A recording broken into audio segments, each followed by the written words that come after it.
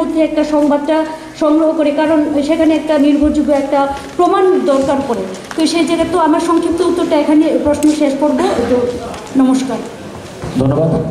আমাদের মধ্যে এসে পৌঁছেছেন আজকের এই সম্মেলনে ত্রিপুরা রাজ্যের জনপ্রিয় মুখ্যমন্ত্রী, সবার নয়নের মণি শ্রী বিপ্লব কুমার দেব মহাশয়। আমি সবাইকে বলবো, যারা উপস্থিত রয়েছেন প্রত্যেকের হাততালি চাই। ত্রিপুরা রাজ্যের জনপ্রিয় মুখ্যমন্ত্রী, সকলের নয়নের মণি শ্রী বিপ্লব কুমার দেব মহাশয়। পাশাপাশি আমি অনুরোধ করব, যারা এখনো বাইরে রয়েছেন অনুগ্রহ করে হলের ভেতরে চলে আসুন।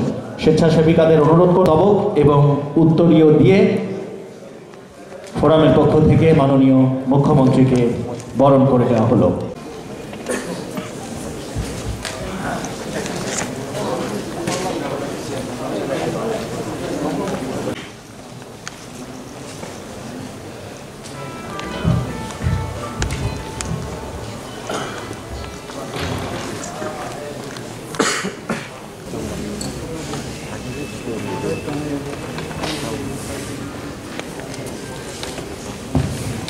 সবাইকে নমস্কার। যতনা গুলুমখা, forum for development and protection of media কমিউনিটির প্রথম রাজ্য সম্মেলন।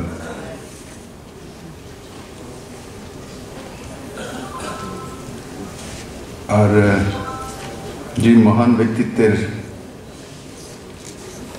নাম জুড়ে এই সম্মেলন করা হচ্ছে, রাজ্যের মহান পত্রকার এবং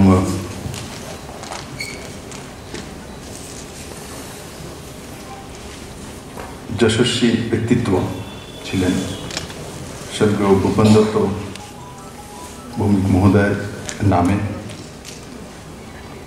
এই কার্যক্রম সমর্পিত। এই কার্যক্রমে উপস্থিত চেয়ারম্যান ভূপেন দত্ত ভৌমিক ট্রাস্টের आदरणीय संजय पाल महोदय, श्री परितोष विश्वास editor Jagaran Patrika, Shri Sanjeev Dev editor North East Colour, Shri Pranab Sarkar secretary Agartala press club, Shri Sevak Bhattacharya ji विशिष्ट सांबादिक एवं owner of Vanguard channels, Shri Jayant Bhattacharya ji bureau chief PTI, Shri Deepak बराग hawker newspaper society, Shri Jamaluddin Kailashahar press का प्रेसिडेंट, उपस्थित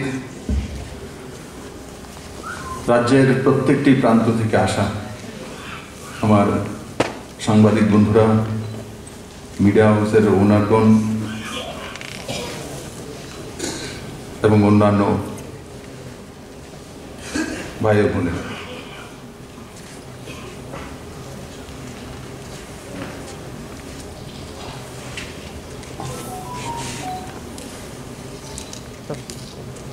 बंधुरा राज्येर विभिन्न प्रान्ते आमि घुरी যাই। এখানে অনেক সাংবাদিক বন্ধু আছেন যে আমার সঙ্গে ব্যক্তিগত কোনো সময় কথা হয়েছে, বা এমন কিছু সাংবাদিক বন্ধুরা এখানে রয়েছেন যাদের সঙ্গে হয়তো বা আমার কোনোদিন সামনাসামনি দেখাও হয়নি,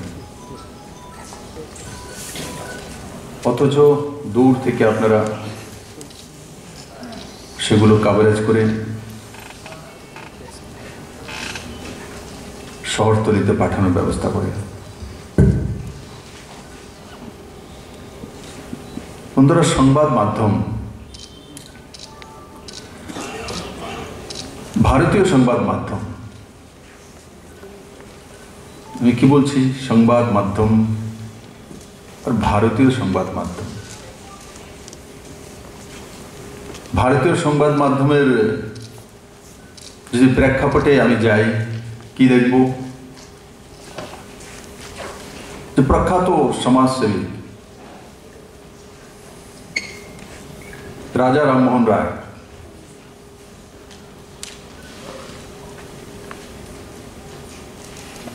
সমাজ সংস্কারক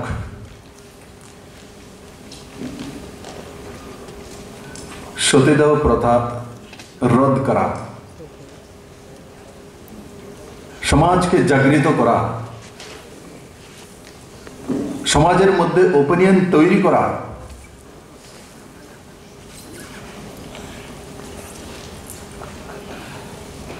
তার জন্য পত্রিকা বের করা। কবে? 1821 সালে বাংলা উইকলি পেপার সংবাদ কৌমুদি।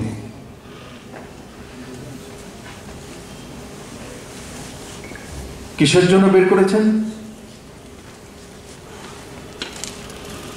সতীদাহ প্রথা থেকে ভারতীয় মহিলাদের মুক্তি দেওয়ার জন্য।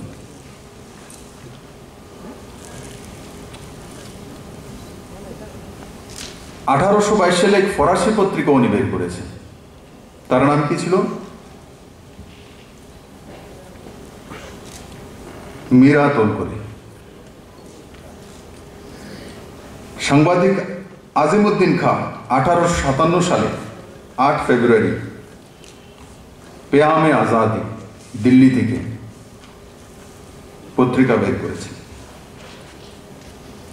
আমি তাদের নাম কোনো বলছি, সেই পত্রিকার নাম কোনো বলছি। প্রথমে বলেছি ভারতীয় সংবাদ মাধ্যম ও সংবাদ মাধ্যম। ভারতীয় সংবাদ মাধ্যমের শুরুয়াত রাষ্ট্রবাদ, রাষ্ট্রচিন্তন, সমাজ সেবা, তার উপরে ভিত করে তৈরি হওয়া।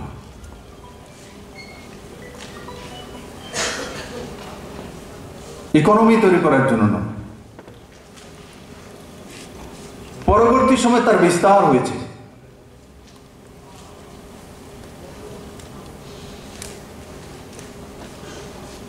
আমার সৌভাগ্য হয়েছে প্রভাস যোশীর মতো সাংবাদিককে সামনে থেকে দেখার জন্য বা কথা বলার দিল্লিতে, রামবহাদুর রায়কে সামনে থেকে দেখার সুযোগ হয়েছে, যাকে অটল বিহারী সরকার থাকতে যতটা আমি জানি রাজ্যসভার মেম্বার করার জন্য প্রস্তাব দেওয়া হয়েছিল, তো রামবাহাদুর রায়জি রাজ্যসভার প্রস্তাব খারিজ করে দিয়েছে বলে আমি যাব না।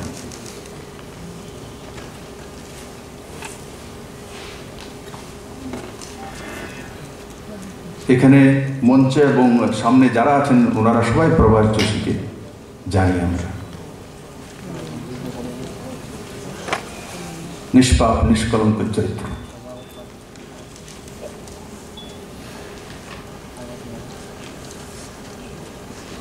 আজকে রাজা রামমোহন রায়ের সেই পত্রিকা, উইকলি পত্রিকা, কিসের জন্য?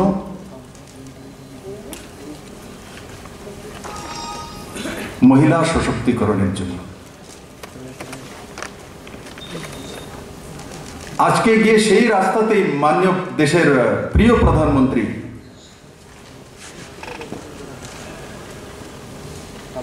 উনিও সমাজ সংস্কারক। উনি শুধু রাজনীতিজ্ঞ নন, অ্যাডমিনিস্ট্রেটর নন,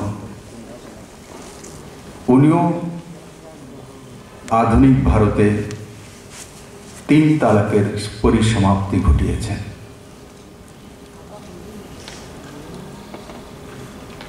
রাস্তা কোথা থেকে এসছে?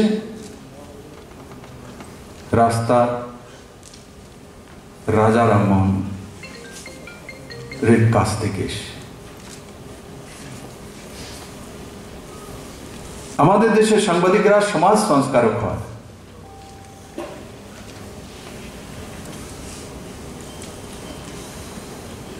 সামাজিক পরিবর্তন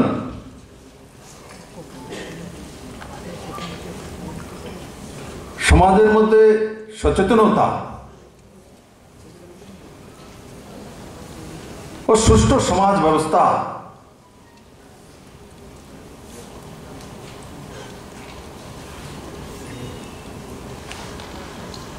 তৈরি করতে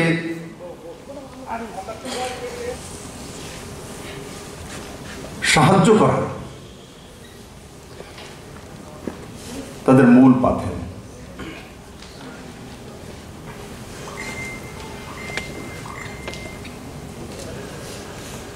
বন্ধুরা,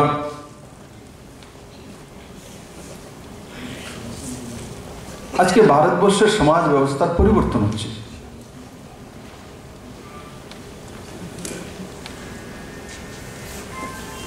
সত্তরের দশকের একটা জামানা ছিল পুরো দুনিয়াতে, কি সমাজতন্ত্রের প্রভাব।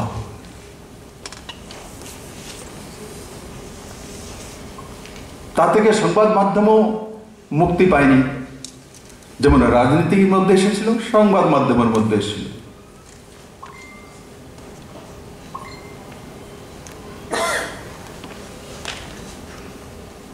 আজকে 2020 সন,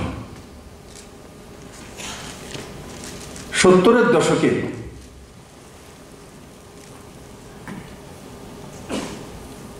যে সমাজতন্ত্রের যে প্রভাব, কমিউনিজমের যে প্রভাব সমস্ত ক্ষেত্রে, আজকে কি পুরো দুনিয়াতে সেই সমাজতন্ত্রের প্রভাব প্রতিপত্তি আর বিস্তার আছে কি? না। আজকে বিহার, উত্তরপ্রদেশের মতো রাজ্যের মধ্যে ইলেকশন হয় তো জাত পাত পন্থ সেগুলো ছিল বিশেষ করে দু রাজ্যের রাজনীতি রণকৌশল ভোট ব্যাংক। নরেন্দ্র ভাই মোদী সেগুলো সমাপ্ত করে দিয়েছে। এবারে বিহারের ইলেকশন আমাদের কাছে খুব ভালো লেগেছে, ভারতবাসীর কাছে। সত্তা পক্ষ আর বিপক্ষ দোনোই কি ইস্যু করেছে? ডেভেলপমেন্ট, রোজগার।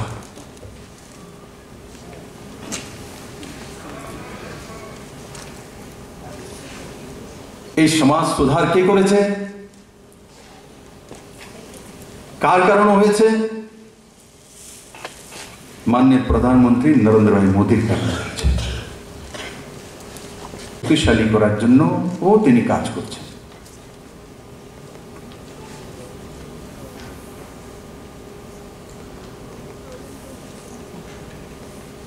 আজকে আদালতের রায়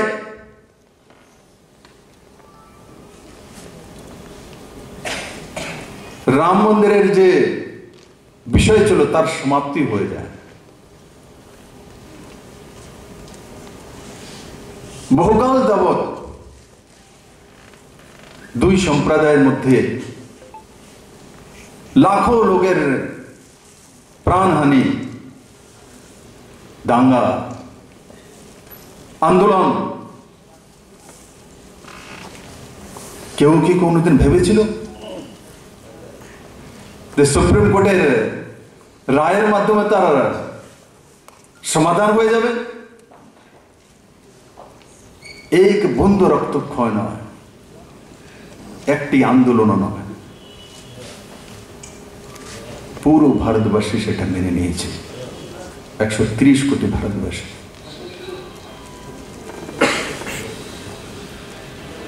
আগে কি ভারত সেই দিশাতে ছিল? যারা মঞ্চে আছে, যারা সামনে আছেন আমার পত্রকার বন্ধুরা, কেউ কোনদিন কল্পনা করেছিলেন?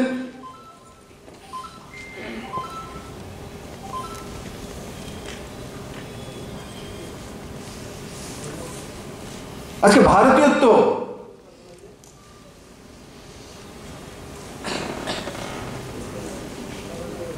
এক নতুন রূপ নিয়েছে, নতুন দিশা নিচ্ছে।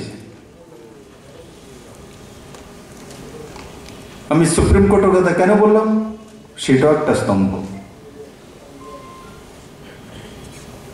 সংবাদপত্রের বন্ধুগণ একটা স্তম্ভ। আমরা যেখানে কাজ করি সেটাও একটা স্তম্ভ। সবগুলো এক নতুন দিশায় যাচ্ছে।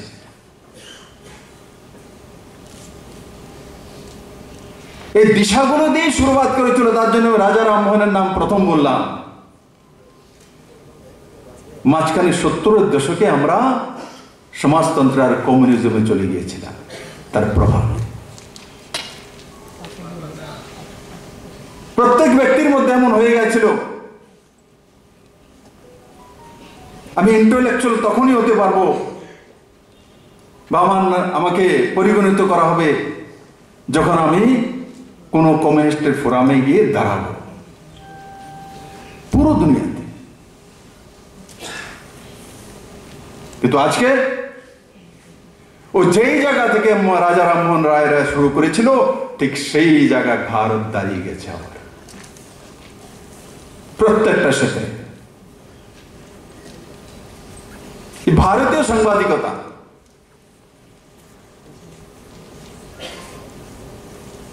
উদ্ধার করা সাংবাদিকতা নয়।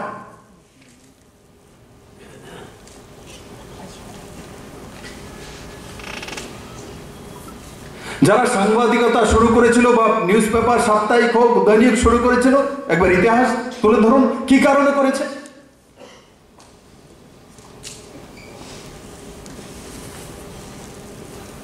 আজকে সাংবাদিকতার মধ্যে প্রফেশনালিজম এসছে, এটা একটা রোজগারেরও মাধ্যম, বড় মাত্রায় রোজগার, এমপ্লয়মেন্ট ইন্ডাস্ট্রি।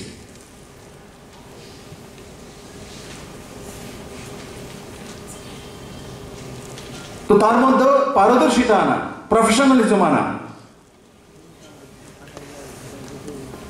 আমি তো আমার সামনে যত সংবাদপত্রের বন্ধুরা বা বোনেরা আছেন, আমি আপনাদেরকে উপদেশ দেব না, কিন্তু আমি বলবো স্বনির্ভর হওয়ার জন্য মাননীয় প্রধানমন্ত্রী যে নারা দিয়েছেন সেটাতে আপনিও কাজ করুন।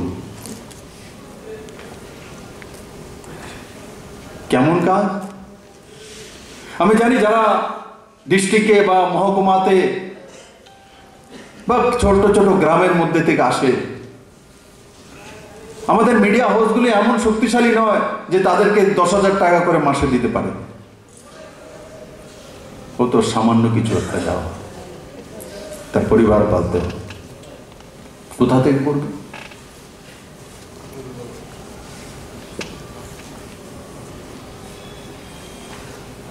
$1,000 $2,000 টাকা কি পরিবার চলে?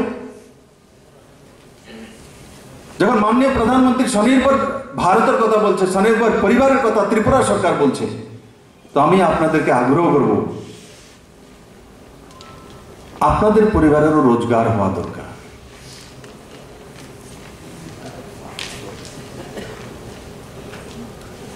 কমসে কম পরিবারের ডাল ভাত আর ছেলে মেয়ের এডুকেশনের ব্যবস্থা তো হওয়া দরকার। আপনার ছেলে মেয়ে এডুকেশন পেলে রাজ্যের এবং রাষ্ট্রের কল্যাণ হবে। আপাত দৃষ্টিতে মনে হয় আমার ছেলেকে ডাক্তার তৈরি করছি, আসলে কি আপনি আপনার ছেলেকে ডাক্তার তৈরি করছেন? ভারত মাতার এক সন্তানকে ডাক্তার তৈরি করছেন। যখন ত্রিপুরার কোন হসপিটালে চিকিৎসা করবে, শুধু আপনারই করবে, আপনার পরিবারের করবে, পুরো ত্রিপুরাবাসী করবে।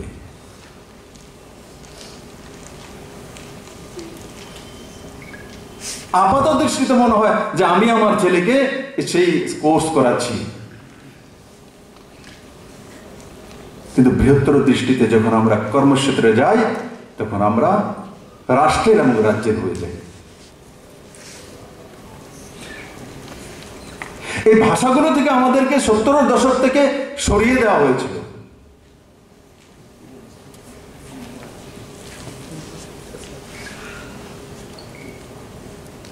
সমস্ত কিছুই আন্দোলনের ফল।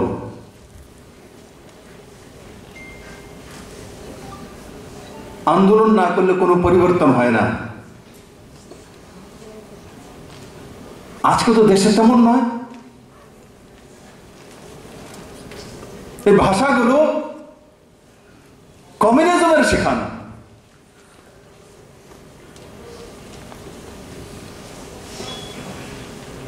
কিষাণ সম্মান নীতির জন্য কোন কৃষককে তো আন্দোলন করতে হয়নি যখন কিষাণ সম্মান নীতি মাননীয় প্রধানমন্ত্রী লাগু করেছিলেন। পুরো দেশব্যাপী তো কোনো আন্দোলন হয়নি যে আমাদেরকে মাসে বৎসরিক 6,000 টাকা দিতে হবে, নাইলে সংগ্রাম চলবে। ভারতবর্ষের কোন প্রান্তে কোন ব্যক্তি দেখেছে কোনদিন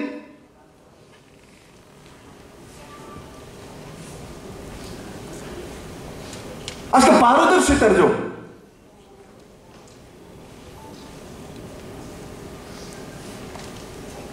সে যুগের আবিষ্কার করেছেন মাননীয় প্রধানমন্ত্রী নরেন্দ্র ভাই মোদী।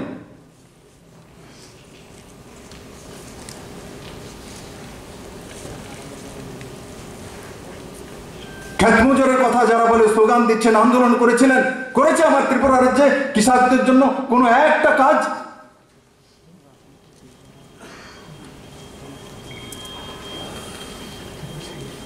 আপনারা তো পত্রকারিতা রয়েছেন, বলুন তো আমাকে, মঞ্চে যারা আছেন বা সামনে আছেন, এফসিআই এর মাধ্যমে প্রকিউরমেন্ট, এমএসপি এই সরকার লাগু করেছে।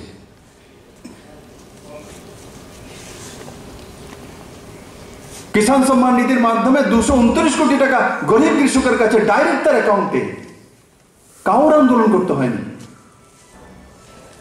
এফসিআই এর মাধ্যমে প্রকিউরমেন্ট 86 কোটি টাকা সিধা কৃষকদের অ্যাকাউন্টে। এগুলো বাজেটের অতিরিক্ত টাকা। কেন্দ্র স্কিমে 80% কৃষকের ফসল বীমা রাজ্য এবং কেন্দ্র সরকার দ্বারা। ভারতবর্ষের মধ্যে হাইয়েস্ট ফসল বীমা ত্রিপুরা রাজ্যে। সয়েল হেলথ কার্ড, বর্গাদারের জন্য 50,000 বর্গাদারের জন্য কেসিসি লোন 7% ইন্টারেস্টে, টাইমে দিলে 4% ইন্টারেস্ট।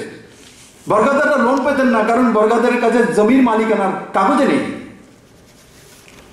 আগে আন্দোলন করিয়ে বলে দিতেন যে জমির তো মালিক নেই, আপনিও পাবেন না। কিন্তু এই সরকার কিভাবে করলো? কিভাবে গ্রামীণ ব্যাংক তার ব্যবস্থা করছে? যেটা জাগরণ পত্রিকার বিশ্বাসবাবু বলছিলেন, ঠিক বলেছেন, প্রচার নেই। কিন্তু আমি আপনাকে একটা কথা বলবো, আমি আপনাদের আশীর্বাদ পাই, আগামী দিনও চাইব আমি গ্রামে যাই, সভা থেকে বেরোনোর সময় 2-4 জন লোকের সঙ্গে কথা বলি। যখন বুড়ি মা এসে আমাকে বলে আমার ভাতাটা আটকিয়ে দিয়েছে, যখন আমি ঘোষণা করে দিই আপনি পাবেন এরিয়ারের সঙ্গে, চোখে হাসি আসে। এবং যখন জিজ্ঞাসা করে কল্যাণপুরের ময়দানে যে কিষাণ সম্মান নিধির মাধ্যমে এই মাঠের মধ্যে কে কে পেয়েছেন 6,000 টাকা করে, তখন 1,500 লোক হাত তুলে দাঁড়ায়। মানুষ জানে, গ্রামবাসী জানে কে কতটা কি পেয়েছে। কিন্তু আপনি সঠিক বলেছেন, আইসিএ দপ্তরের মাধ্যমে যে প্রচার প্রসার করা, সেটা আমিও সন্তুষ্ট নই। কিন্তু একটা কথা মনে রাখবেন, এই সরকারটা 25 বছর টানা কমিউনিস্ট সরকারের উপরে এসেছে। তার আগেও 10 বছর সরকার ছিল।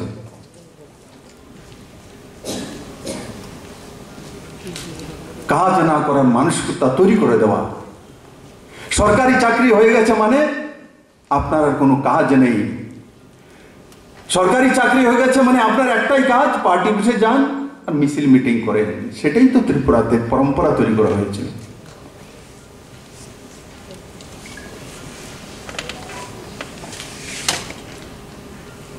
আজকে সেখান থেকে ত্রিপুরা মানুষ বেরোচ্ছে, তো সরকারি দপ্তরগুলো ধীরে ধীরে বেরোচ্ছে।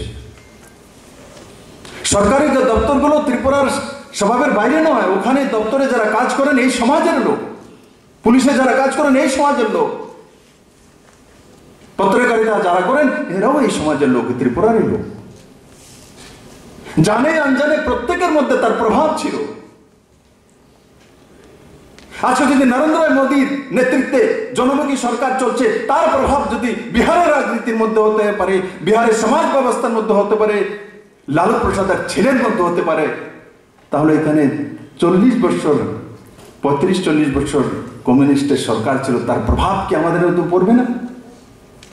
আমি কিছুটা বেঁচে গেছি, 17 বছর এখানে ছিলাম না, উপরওয়ালা মুঝে বাঁচা লিয়া, না হলে আমার মধ্যে সেই প্রভাব পড়ত। ত্রিপুরেশ্বরী মায়ের কৃপায় আমি বেঁচে গেছি। আর তার জন্য যখন মোদির রাস্তাগুলো তৈরি করতে যায় তখন তার মধ্যে বাধা হয়ে দাঁড়ায়। কারণ কি, এরা তো সবাই কমিউনিস্টের দ্বারা প্রভাবিত। কিন্তু আজকের নজওয়ান মোদিকে বুঝে গেছে, আজকের নজওয়ান বুঝে গেছে। আজকের নজওয়ান আমাকে কমেন্টস করবে যে আমি আনারসের খেতে লাগিয়েছি, আপনি দেখে যান, আমি গ্রাজুয়েট, আমি বায়োফ্লাক্স করছি, আমি ইঞ্জিনিয়ার, 10,000 লিটারের ট্যাঙ্কে, আপনি জুলাইবাড়ি আসুন, আমাকে দেখে যান। আজকে গ্রাজুয়েট ছেলে নতুন বাজারে ভিড়ের মাঝখান থেকে এসে আমাকে বলে, মুখ্যমন্ত্রীজি আপনি তো বলছেন স্বনির্ভর হওয়ার জন্য আমি জব ক্রিয়েটর হয়ে গেছি, আমি গ্যাজেটেড অফিসারের মতো রোজগার করি মাসে। আগরতলার এক নজওয়ান এমফিল করা ব্যক্তি, নজওয়ান ছেলে আমাকে কমেন্টস করে যে আগরতলা শহরে কই মাছের দাম কমে গেছে, 800 টাকা কিলো ছিল, এইবার 250 টাকা পর্যন্ত এসছে। কিসের কারণে হচ্ছে? বায়োফ্লাক্স এর মাধ্যমে চাষ করার কারণে হচ্ছে।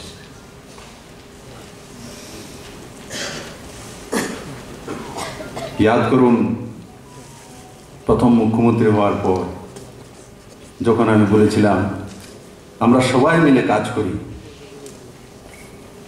যার যত যোগ্যতা আছে আমরা রাখবো, যখন তার দরকার হবে নিয়ে নেব, যখন ইন্টারভিউ আসবো দেব, যোগ্যতা থাকবে তো সেখানে চলে যাব, কিন্তু ঘরে বসে থাকবো না, কিছু কাজ করব। তার জন্য বলেছিলাম যে পশুপালন করব, হাঁস মুরগি পালবো।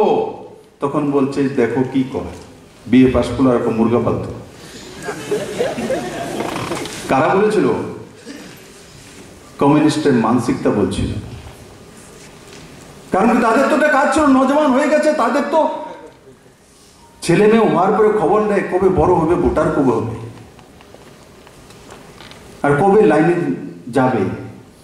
যতক্ষণ পর্যন্ত ছেলে কোনো বাড়িতে ছেলে মেয়ে দেখে নিয়ে যে লাইনে না গিয়েছে, ততক্ষণ পর্যন্ত তার মা বাবার পেছনে লাগবে। বিএ পাস করেছে, যদি তৎকালীন নেতৃত্বের কাছে যেত, আমার ছেলেটা মেয়েটা এমএ করেছে, ভালো হয়েছে, পার্টি বসে পাঠান। কি করতে? একটু কাজ শিখুক, 2 বছর 3 বছর 4 বছর 5 বছর লাইনে ঘুরতে ঘুরতে ঘুরতে, প্রাইভেট টিউশন করতে করতে চুল পাকার সময় এসে একখানা ফিক্সের চাকরি, তাও সুপ্রিম কোর্টের আদেশে চলে যায়। শুধু এগুলো না, আজকে সঞ্জয় বাবু যে বলছেন এই সরকার তার ব্যবস্থা করে দিয়েছে, আমি বারবার তাদেরকে বলছি, মানুষ সব দেখে কোথা থেকে খাওয়া আসে, কে কথা বলে, কার নেতৃত্বে চলে। এই সরকার এডুকেশন এবং ম্যান পাওয়ার দপ্তরে 9,000 চাকরি অ্যাডভার্টাইজমেন্ট করে দিয়েছে। গ্রুপ ডি এর জন্য আপনি যদি 2 কলম না লিখতে পারেন,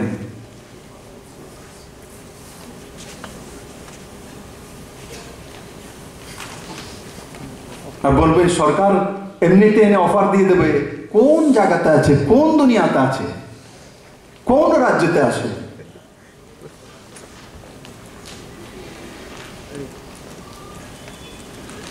একবার চাকরি গিয়েছে, শিক্ষা হয়নি, আবার চাকরি যাওয়ার ব্যবস্থা, আবার আমাকেও জেলে পাঠানোর ব্যবস্থা।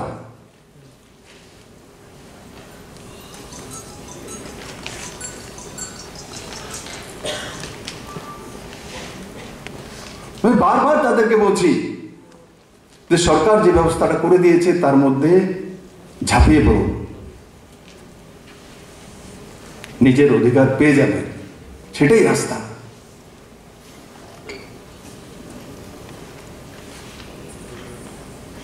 আজকের নজওয়ান টেটের মাধ্যমে পরীক্ষা দিয়ে তাকে যেতে হবে আর আপনাদেরকে মেলার মাঠ থেকে খাদ্য দেয়, তার জন্য আপনাদেরকে বিপ্লব দেবকে ফ্রি দিতে হবে। কোথায় আইন আছে? কোন জায়গায় লেখা আছে? আপনারা তো পত্রকার, বলুন তো কোন লতে আছে?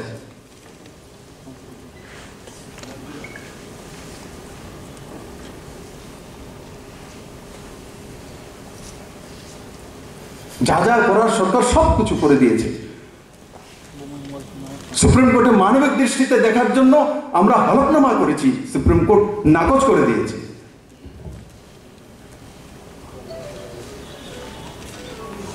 তাই বন্ধুরা, ওই জায়গায় না গিয়ে আমি আপনাদের পরিবারের কাছে যেতে চাই। আপনার ঘরে ছেলে আছে, মেয়ে আছে বা ভাই আছে, স্বনির্ভর করার জন্য এসসি, এসটি, ওবিসি, মাইনরিটি, তার মধ্যে সাবসিডাইজড লোন আছে। আমি প্রণব বাবুকে বলবো, দেখুন কোন কোন পরিবারগুলো দুর্বল আছে, তার মধ্যে কাকে স্বরোজগারী করা যায়। বাবা পত্রকারিতা করছে, যদি ছেলেকে কিছু একটা করে দেওয়া যেতে পারে, এটা সাবসিডাইজ লোন দিয়ে কোন একটা রোজগারের ব্যবস্থা, তবেই গিয়ে পারদর্শী পত্রকারিতা আসবে, না হলে পরনির্ভরশীল পত্রিকা চলে আসবে। তখন স্বাধীনভাবে জনতার মত প্রকাশ হয়ে আসবে।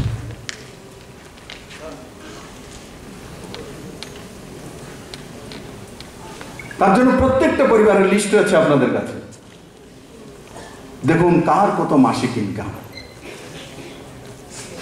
এই পরিবারের মধ্যে কাকে কি সাহায্য করতে গেলে সেই পরিবারটা স্বনির্ভর থাকতে পারে, ও রাষ্ট্র চিন্তন করতে পারবে, রাষ্ট্র এবং রাজ্যের কল্যাণের জন্য, মানুষের জন্য লিখতে পারবে, মানুষের জন্য নিউজ কালেকশন করতে পারবে। আমি বললেই জ্ঞান দিলে হবে না,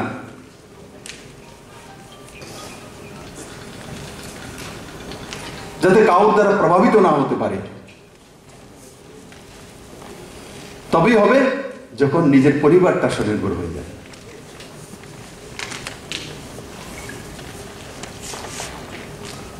বন্ধুরা, কিছুদিন আগে প্রেস ক্লাবের সেক্রেটারি একটা পত্রচারিতা আমার সঙ্গে করেছিলেন, যে আপনি তো জ্যাকেট দিয়েছেন সারা ত্রিপুরা রাজ্যে, আরো 222টা দেওয়া হয়েছে, আরো 300 চেয়েছে, দিয়ে দেবো। আর আরেকটা ইন্স্যুরেন্স চাইছিল স্বাস্থ্য হেলথের জন্য, আয়ুষ্মান ত্রিপুরার মাধ্যমেও সেই ইন্স্যুরেন্সের ব্যবস্থা সরকার করে দেবে।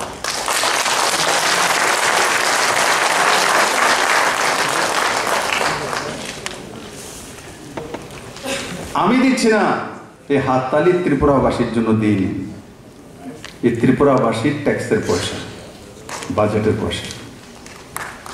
আপনারাও ত্রিপুরাবাসী, তার জন্য আমি চাইছি এই হাততালিটা আগামীবার যখন 1 বছর পরে আবার এই সেমিনার হবে, তো প্রত্যেকটা সংবাদপত্রের সঙ্গে যারা জড়িত রয়েছে ওনারা যাতে স্বনির্ভর হয়ে যায় আপনার পরিবার।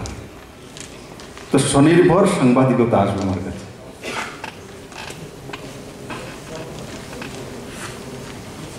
নিজের পরিবারকে আগে এস্টাবলিশ করুন, তারপর আপনার পার্শ্ববর্তী।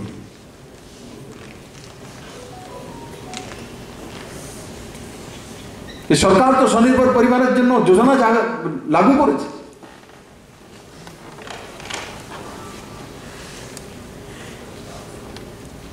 আজকে কই সেই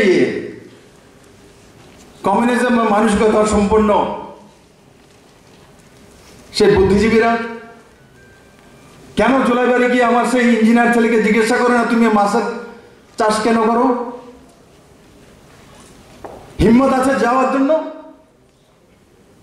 বলুন তো, ওই সময় যারা যারা বলেছিল একটা ফোন করে আপনারাই বলুন তো, যান না গিয়ে দেখুন ইঞ্জিনিয়ারকে জিজ্ঞাসা করুন তুমি মাছের চাষ কেন করো? তোমার হাতে তো মাছের গন্ধ চলে আসবে।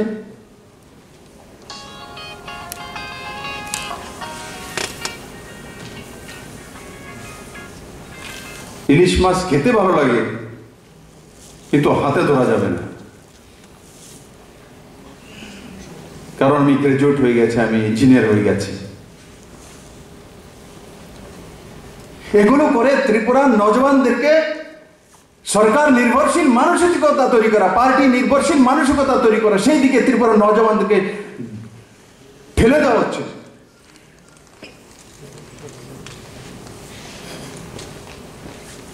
আমি সমস্ত সংবাদপত্রের মাধ্যমের পত্রকারদের, সাংবাদিক ভাইদেরকে বলতে চাই, আপনারা 33টা ডিপার্টমেন্ট আছে ত্রিপুরা সরকারের, এক ডিপার্টমেন্টে এই সরকার আসার পর কোনো কারণে ডাউন হয়েছে আমাকে দেখিয়ে দিন।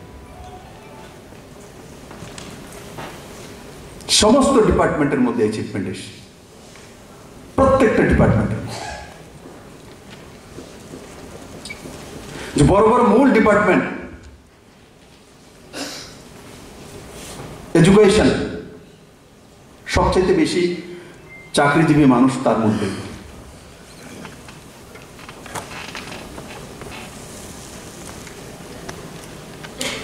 আমূল পরিবর্তন এসছে। কেউ কোনোদিন কল্পনা করেছে ত্রিপুরাতে সরকারি স্কুল সিবিএসসি সিলেবাস একসঙ্গে 20টা হবে?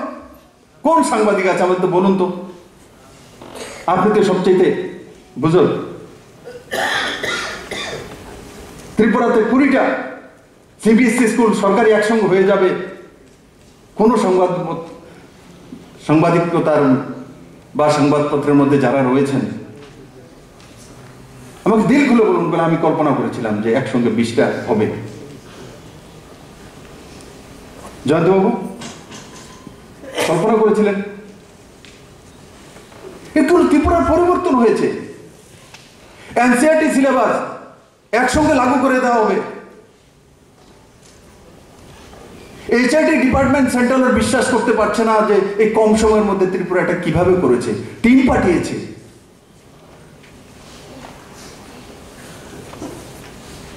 কতগুলো নতুন ইংলিশ মিডিয়াম স্কুল। আরে শিক্ষাই তো জাতির মেরুদণ্ড, সেটাকে যদি না ঠিক করি,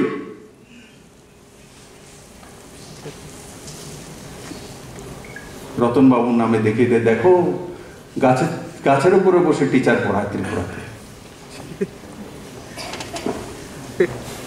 এতে ত্রিপুরার লোকসান হয়নি, সাপে বর হয়েছে, লাভ হয়েছে। ন্যাশনাল মিডিয়া দেখো ত্রিপুরাতে শিক্ষা ব্যবস্থা চলছে সোশ্যাল ডিস্টেন্সিং মেনটেন করে। গাছের নিচেও ইউনিভার্সিটি আছে ভারতবর্ষে।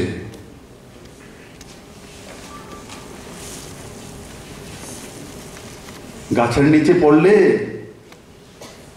বিদ্বান হবে না, তাহলে বিশ্বভারতী কি?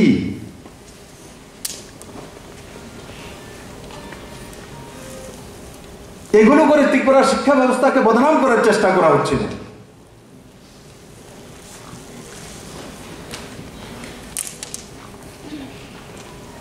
এই সরকার আসার পর পাশের হারও বেড়েছে, ট্যালেন্টের হারও বেড়েছে।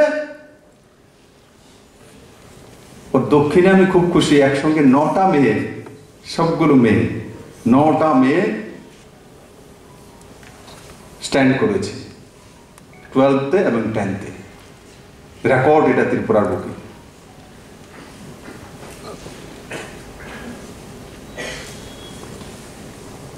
পিডব্লিউডি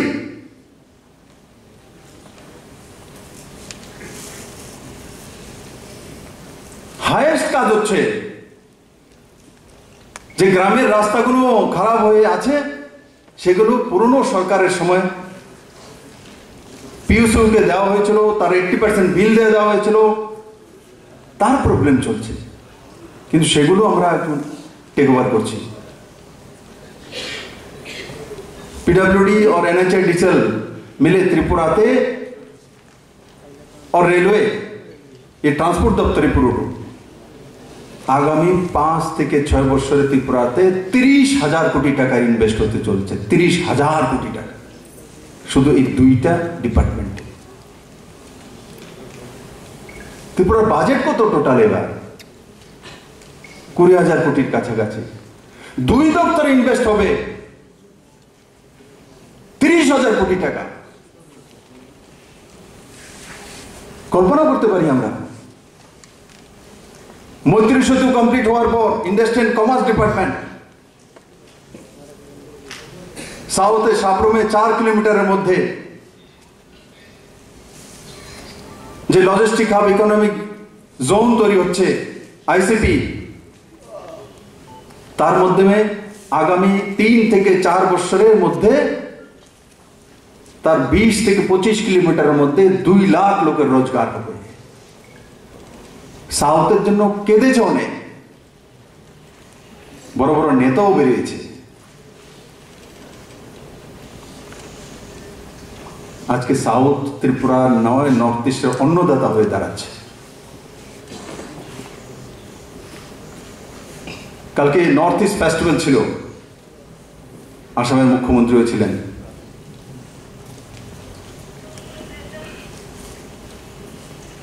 আমি সর্বানন্দ সোনোয়ালজিকে তুলে ধরেছি, মুখ্যমন্ত্রী মহোদয়, ট্রান্সপোর্টেশন তো আপনার আসামে ফেনী নদী দিয়েই করতে হবে। কারণ কি, আপনার কাছ থেকে হলদিয়ার দূরত্ব 1141 কিলোমিটার, আর সাব্রুম থেকে গুয়াহাটির দূরত্ব কত?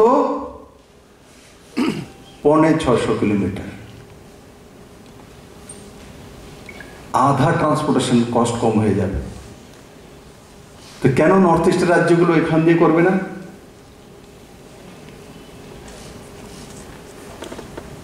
1947 আগে নর্থ ইস্টের জিডিপি রেট ছিল 23%। তার কারণ এই চট্টগ্রাম বন্দরগাহ। কিন্তু দেশ স্বাধীন হওয়ার পর যখন বাংলাদেশ তখন পাকিস্তান হয়ে গেল, তারপর নর্থ ইস্টের জন্য জলপথ বন্ধ হয়ে গেল। ত্রিপুরার একটাই রাস্তা, Assam Agartala road, life line. আজকে নরেন্দ্র মোদী এবং বাংলাদেশের বর্তমান প্রধানমন্ত্রী শেখ হাসিনা মহোদয়ের কারণে এসওপি স্বাক্ষরিত হয়ে গেছে। মৈত্রী সেতু কমপ্লিট হওয়ার পর চিটাগাং বন্দরগাহ আবার নর্থ ইস্টের জন্য খুলে গেছে। বন্ধুরা, ত্রিপুরা আমূল পরিবর্তন হয়ে যাচ্ছে। প্রত্যেকটি ডিপার্টমেন্টে সেই অ্যাচিভমেন্ট, হেলথ হোক, সোশ্যাল জাস্টিস এম্পাওয়ারমেন্ট হোক,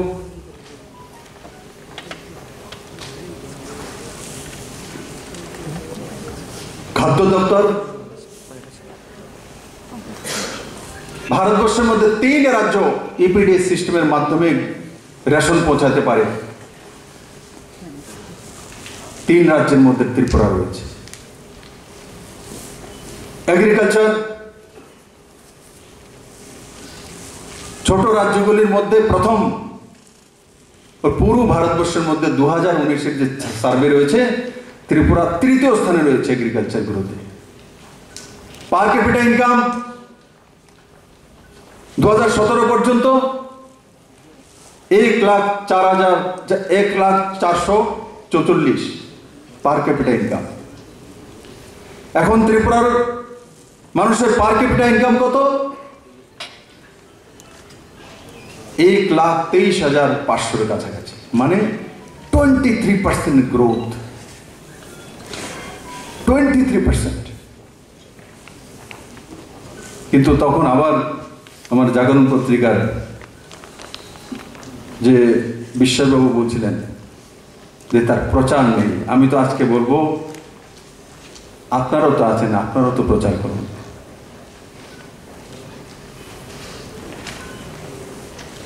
আমি এই কথাগুলো প্রথম বলেছি এমন নয়, বারবার বলছি।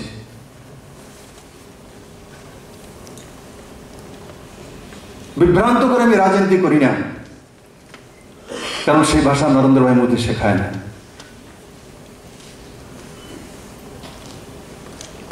মানুষের কল্যাণের মাধ্যমে সোসাইটি ডেভেলপমেন্ট।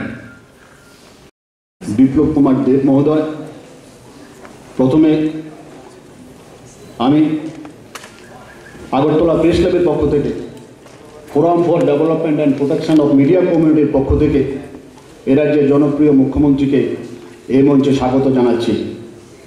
সবাইকে বলবো, হাতে তালি দিয়ে রাজ্যের মাননীয় মুখ্যমন্ত্রীকে স্বাগত জানান।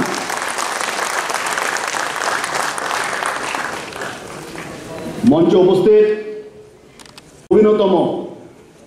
সম্পাদক পরিতোষ বিশ্বাস মহোদয় উপস্থিত, যার নামে আজকে আমরা মঞ্চ করেছি ভূপেন্দ্র দত্ত ভৌমিক মঞ্চ, সেই ভূপেন্দ্র দত্ত ভৌমিক ট্রাস্টের মাননীয় চেয়ারম্যান সঞ্জয় পাল মহোদয়, আগরতলা প্রেস ক্লাবের বহুবারের সভাপতি সম্পাদক ছিলেন প্রেস ট্রাস্ট অফ ইন্ডিয়ার গুরুজি জয়ন্ত ভট্টাচার্য মহোদয় আছেন, ত্রিপুরা হকার্স ইউনিয়নের সম্মানিত সম্পাদক দীপক বরোজ মহোদয় মঞ্চে আছেন, আমার বন্ধুবর বিশিষ্ট সাংবাদিক সেবক ভট্টাচার্য মহোদয় আছেন, মফস্বলের কৈলাসহরের সিনিয়র সাংবাদিক জামাল উদ্দিন সহ রাজ্যের প্রতিটি মহকুমা এবং জেলা থেকে আসা সাংবাদিক এবং সংবাদকর্মী ভাই ও বোনেরা,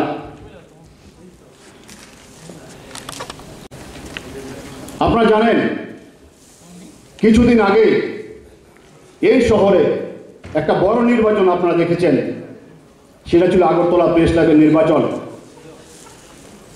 288 জন ভোটার ছিল, 2-3 জন বাদ দিয়ে সবাই ভোটাধিকার প্রয়োগ করেছেন। এই শহরের যারা সাংবাদিক সবাই ভোটাধিকার দিয়েছেন, প্রবীণ, নবীন, সম্পাদক, বার্তা সম্পাদক সবাই দিয়েছেন, বার্তা দিয়ে দিয়েছেন। আমরা ফোরামের ব্যানারে নির্বাচন লড়েছিলাম, আমরা সংখ্যাগরিষ্ঠতা পেয়েছি, সভাপতি পদে আমরা মাত্র 4 ভোটে হেরেছি। ওই দিনই আমরা বুঝে গিয়েছিলাম এ রাজ্যের সাংবাদিকরা কি চায়, এ শহরের সাংবাদিকরা কি চায়।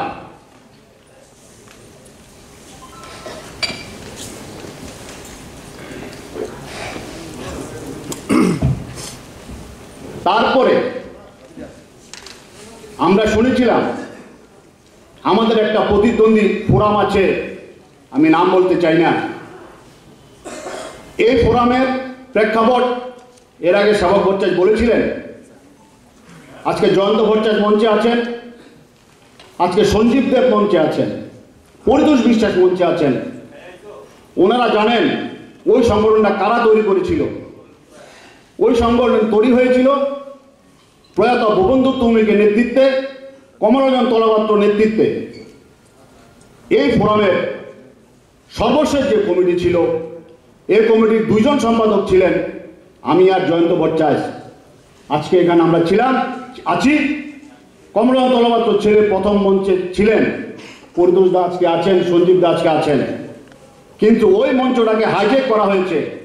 যারা সেদিন এই মঞ্চের বিরোধিতা করেছিলেন, কুচ্চা রটিয়েছিলেন, আজকে ভূপেন্দা নেই, ওরা আজকে মঞ্চ দখল করে নির্বাচন আমাদের নামে কুচ্ছা করেছেন, আমাদের রাজনীতিকরণ করা হয়েছে। এত বড় বাজে নির্বাচন প্রেস ক্লাবের ইতিহাসে হয়নি। আপনারা জানেন যে কিভাবে রাজনীতিকরণ করা হয়েছে। একটা বিরোধী দল, তাদের থেকে প্রতিনিয়ত আমাদের গালাগাল করা হতো। এত গণতান্ত্রিকভাবে নির্বাচন প্রেস ক্লাবের ইতিহাসে আজকে সঞ্জীব দা তারা আছেন, পরিতোষ দা তারা আছেন, জয়ন্ত ভট্টাচার্য মহোদয় আছেন, দীর্ঘদিন উনি ছিলেন। এতভাবে গণতান্ত্রিকভাবে নির্বাচন প্রেস ক্লাবের ইতিহাসে অতীতে কখনোই হয়নি। আমরা অতীতে ভোটার লিস্ট পেতাম না, প্রায় 4 ভাগের 3 ভাগ ভোটার বাইরে থাকতো। এবার 288 জন ভোটার, এর আগে ভোট দিয়েছে 170 জন, এবার 284 ভোট দিয়েছে, মেম্বার হয়েছে 288 জন। এর থেকে বড় গণতান্ত্রিক পরিবেশ এ রাজ্যে অতীতে ছিল না। বন্ধুগণ, আপনারা হয়তো বলতে পারেন এ রাজ্যে সবচেয়ে সর্ববৃহৎ সাংবাদিকদের সম্মেলন হচ্ছে, প্রায় 560 জন রেজিস্ট্রি করেছে। সারা রাজ্য থেকে আমরা রেজিস্ট্রি বন্ধ করে দিয়েছি, অনেকে প্রেস ক্লাবে খেতে গেছে, যার দরুন আমরা প্রথম অংশে অনেকে আমরা বসতে দিতে পারিনি। অনেকে বলেছেন বড় হল নেওয়ার জন্য আমরা পরবর্তী সময় বড় হল আমরা নেব। কি ছিল এ রাজ্যে? কি ছিল এ রাজ্যে? ছিল দুজন সাংবাদিক হত্যা হয়েছে এ রাজ্যে। 1.5 মাসের ব্যবধানে দুজন সাংবাদিককে হত্যা করা হয়েছে এ রাজ্যে। পুলিশের ব্যারেকে নিয়ে হত্যা করা হয়েছে, দিন দুপুরে 2 জন হত্যা করা হয়েছে, যার নামে আমরা হলটার নামকরণ করেছি, সুদীপ শান্তনু হল করেছি আমরা। তখন যারা এই হত্যা নিয়ে রাজনীতি করেছিল, আমরা প্রায় 200 দিন রুইনগরের সামনে ছিলাম, মোমবাতি জ্বালিয়েছে, আমাদের বলা হতো মোমবাতি সাংবাদিক। আজকে তারা বিপ্লবী। এই 2 জন সাংবাদিক কিন্তু বিচার পাননি, ওনারা কিন্তু বিচার হতে দেননি তখন সেদিন। আজকে ওনারা বলছেন বিপ্লবী। আজকে আমাদের গালিগালাজ করা হচ্ছে, সেদিন আমাদের নাম দেওয়া হয়েছিল আমরা নাকি মোমবাতি সাংবাদিক এই রাজ্যে। তখন যখন হত্যা হয়েছিল জিবি হাসপাতালে, কে ছুটে গিয়েছিলেন? যারা এখানে সিনিয়ররা আছেন, জয়ন্ত ভট্টাচার্য, সেবক ভট্টাচার্য আছেন, ওনারা বলতে পারবেন। বিপ্লব দেব সেদিন মুখ্যমন্ত্রী হননি, উনি জিবি হাসপাতালে ছুটে গিয়েছিলেন। তখন তাদের হাতে নিগৃহীত হয়েছিলেন উনি। আমি সামনে ছিলাম, গালিগালাজ করা হয়েছিল। তখন থেকে ওনারা ষড়যন্ত্র শুরু করেছিলেন যাতে সাংবাদিক হত্যার বিচারটা না হয়। বন্ধুগণ, অনুপ নাগ একজন সাংবাদিক এ রাজ্যে মারা গিয়েছিল আইএলএস হাসপাতালে। ওনার বিল উঠেছিল অনেক বেশি। এটা অনেকে জানেন না, মহসুল থেকে এসছেন, ইতিহাসটা জানানো দরকার। আইএলএস এ বিলের জন্য বডি আটকে রেখেছিল। আজকে যারা বিপ্লব করছেন, সেদিন আমি আইএলএস দাঁড়িয়েছিলাম, ওনারা বিলের বহর দেখে রাস্তা থেকে বেরিয়ে গেছে। সে বিলে একটা সিংহভাগ অংশ কে দিয়েছিলেন? বিপ্লব দেব দিয়েছিলেন। উনি তখন মুখ্যমন্ত্রী হননি। আমরা সেদিন ওনার কাছে গিয়েছিলাম। আমি শুধু কাউকে প্লিজ করার জন্য বলছি না, সত্যটাই বলছি। জানা দরকার, সারা রাজ্যের সাংবাদিকদের আজকে জানা দরকার। প্রতাপ দেববর্মা বিলোনিয়া সাংবাদিক, অনুপ নাগ বলছিলাম আগরতলা সাংবাদিক।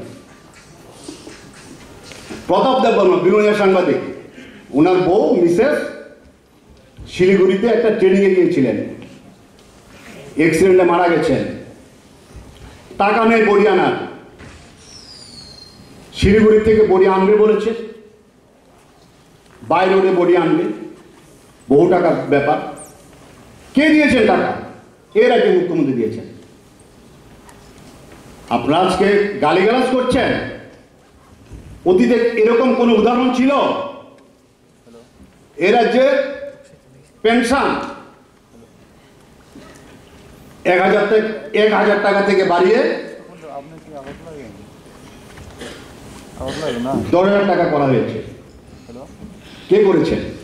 এই মুখ্যমন্ত্রী করেছেন। অতীতে আমরা বহু দাবি করেছিলাম যে 1,000 থেকে 2,000 করার জন্য, করেনি।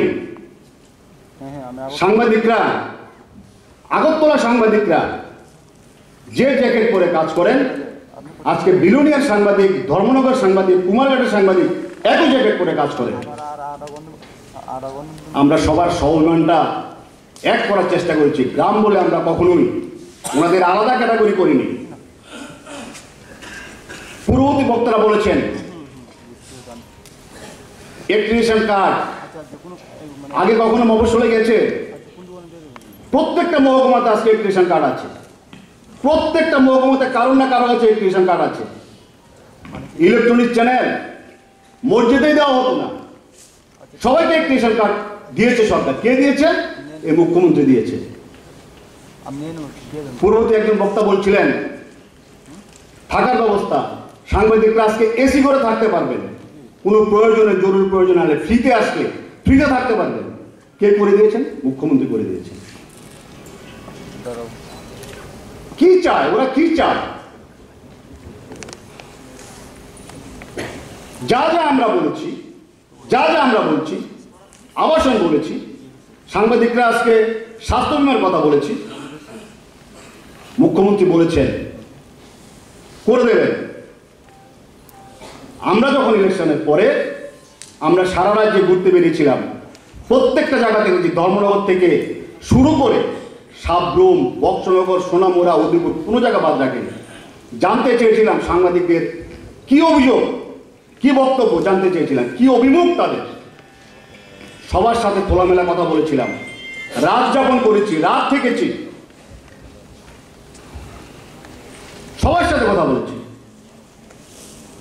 একটা কথাই ওনারা বলেছেন, আমরা স্পেসিফিক জিজ্ঞেস করেছিলাম কাজ করতে কত অসুবিধা হচ্ছে, ওনারা বলছে না দাদা কোনো অসুবিধা নেই।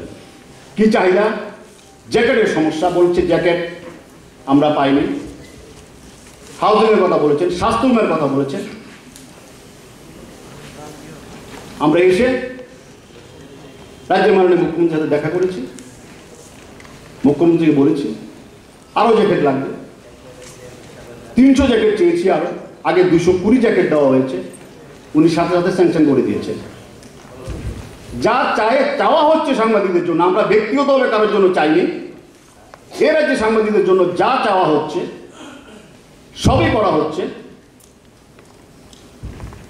এবং তার জন্যই আজকে আপনারা এতজন এসছে। ত্রিপুরার ইতিহাসে এত বড় সম্মেলন আপনারা যারা আছেন বা মঞ্চে যারা আছেন, সিনিয়ররা যারা আছেন, আপনারা যদি দেখে থাকেন দয়া করে আপনারা বলবেন কোন সালে দেখেছেন, কোন ইয়ারে দেখেছেন। আপনারা কেউ দেখেননি এত বড় সম্মেলন। আমরা জানি সাংবাদিকরা কি চায়, সাংবাদিকদের মনের অভিমুখ কি আমরা জানি। সেই কারণেই আগরতলা প্রেস ক্লাবে আমরা সংখ্যাগরিষ্ঠতা জয়ী হতে পেরেছি। 8 বছর কার আমল বলে লাভ নেই, সব আমলেই আমি জিতেছি, একবার ছাড়া। 6 ভোটে এনেছিলাম একবার। কারণ আমরা সারা বছর সাংবাদিকদের সাথে থাকি, সাংবাদিকদের নিয়ে থাকি, সাংবাদিকদের নিয়ে রাজনীতি করি না, সাংবাদিকদের কারোর বিরুদ্ধে লেলিয়ে দিই না, ব্যক্তি স্বার্থে কাজ করি না, অফিসকে বড় করি না, কারোর চাকরির জন্য যাই না, আমরা কারোর বদলির জন্য আমরা যাই না। আমরা হয়তো ভুল বুঝিয়ে কারোর থেকে বিজ্ঞাপন আদায় করি না কোটি কোটি টাকা। আমি গাছেরও খাবো, তলারও কুড়াবো, আবার মুখ্যমন্ত্রীকেও বকবো। একসাথে চলতে পারে না বন্ধুরা, আমরা তো হতে দেব না এগুলো। ইয়েস, যদি কোথাও কোনো আমাদের যদি কোনো সাংবাদিক আক্রান্ত হয়ে থাকেন গ্রেপ্তার করতে হবে।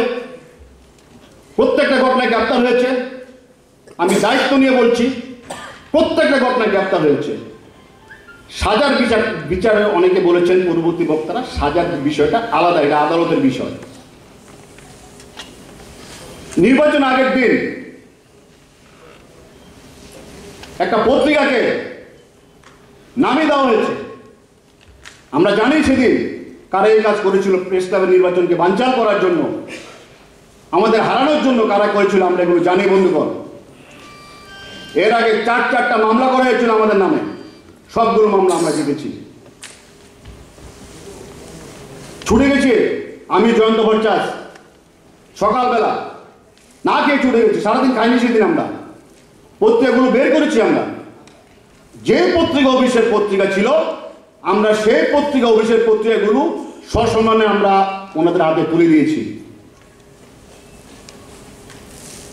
এ রাজ্যে সাংবাদিকদের আমি দায়িত্ব নিয়ে বলছি, কারণ আমরা ভোটে জিতে, আমরা বছর বছর পরীক্ষা দিই সাংবাদিকদের জন্য, ভোটে জিতে আমরা বলছি এ রাজ্যে সাংবাদিকদের জন্য,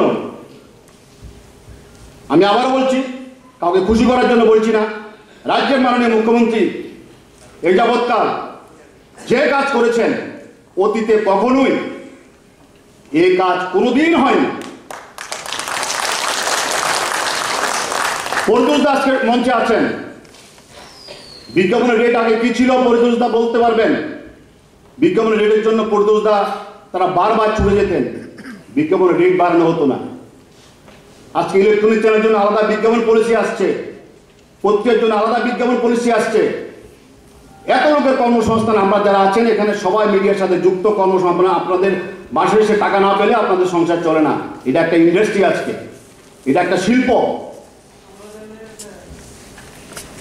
এই শিল্পকে এগিয়ে নিয়ে যাওয়ার জন্য যা যা প্রয়োজন, আমাদের দৃষ্টিতে যা যা আছে, সিনিয়রের সাথে কথা বলে আমরা যখন যা যা যা চাইছি ওনার কাছে, আমি তো মনে করতে পারবো না একটা উনি বলেছেন যে এটা হবে না। কোনো উনি নেগেটিভ না, 100% উপর উনি পজিটিভ। কোনোদিন না করেননি এবং বলেননি এটা না করে, এটা করে, এটা না করে।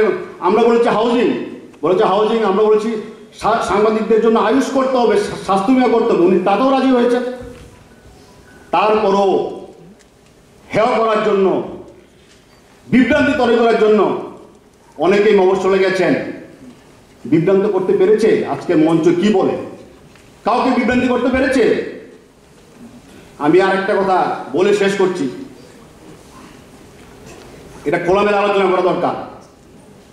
যেহেতু আমি একটা মিডিয়ার বড় দায়িত্বে আছি, মুখ্যমন্ত্রী নাকি সংবাদ মাধ্যমকে থ্রেট দিয়েছে, আপনাদের কাছে অনেকে গিয়ে বলেছেন। বলেনি গিয়ে অনেকে আপনাদের কাছে গিয়ে বলেছে, মহকুমা স্তরে মিটিং করে গিয়ে বলেছে, সাংবাদিক সম্মেলন করেছে, ধর্ণা দিয়েছে।